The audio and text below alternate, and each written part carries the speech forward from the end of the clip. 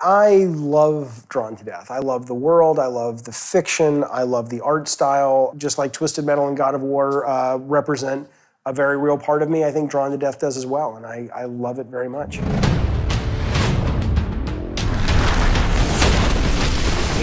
to hell, you sons of bitches!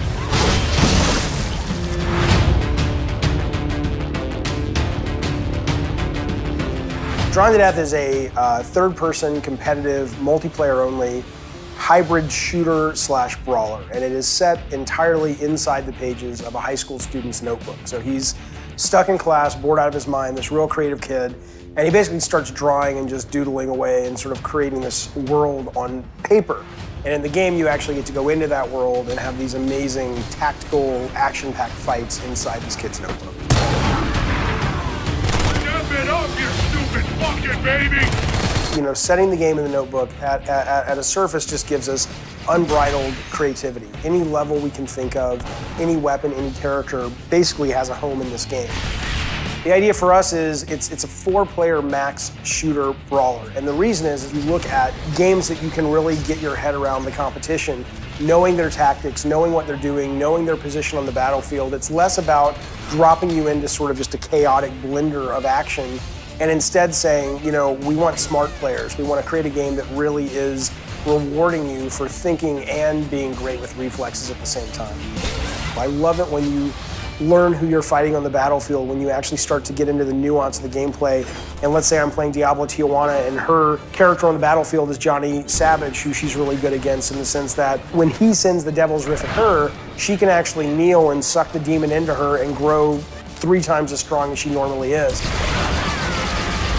That's only a result of a player playing it like a shooter, but actually opening their minds up and saying, there's more to it than just aiming the gun and shooting. You really have a lot of places to go. And at a core, I love that blend of shooter and brawler and how, you know, I haven't played a game that feels that way. Fucking tasty!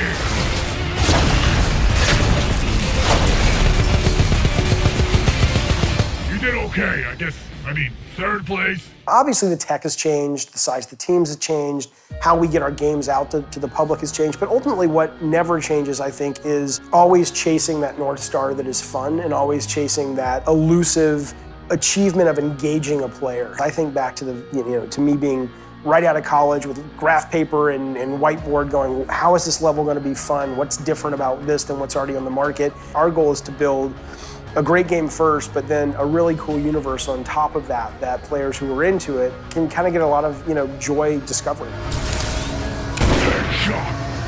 So this is the first game I've worked on where we have let the community engage with the game. I mean, it's been over a year since we've had some people online playing this game with us. It really does feed that iterative process, which I think is necessary to make a really good video game, and sort of getting as much feedback as you can as you're building. It's been really cool, and it's been challenging because on one hand, anybody, my God, you could wake up and say, on a Monday morning, you could wake up and say, it's Monday, everybody, and somebody on the internet is gonna tell you, fuck you, it's Wednesday, even though you know it's Monday, right?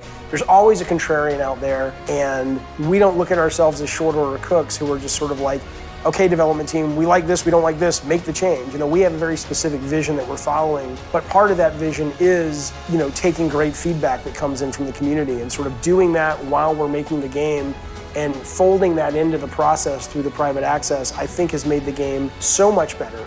It's been actually very fulfilling is when you go online now to people who do not work for Bartlett Jones, they do not work for Sony, but they're using the words, they're using the language, our game. And this is what we're trying to do. And there's a sense of they have as much ownership now in this as we do. It's very moving to us because it cements and it reflects the fact that they feel like we do, that this is a really cool thing that we're all working on together. So it's very easy to engage with the Drawn to Death team and to become sort of part of the Drawn to Death community because we welcome that.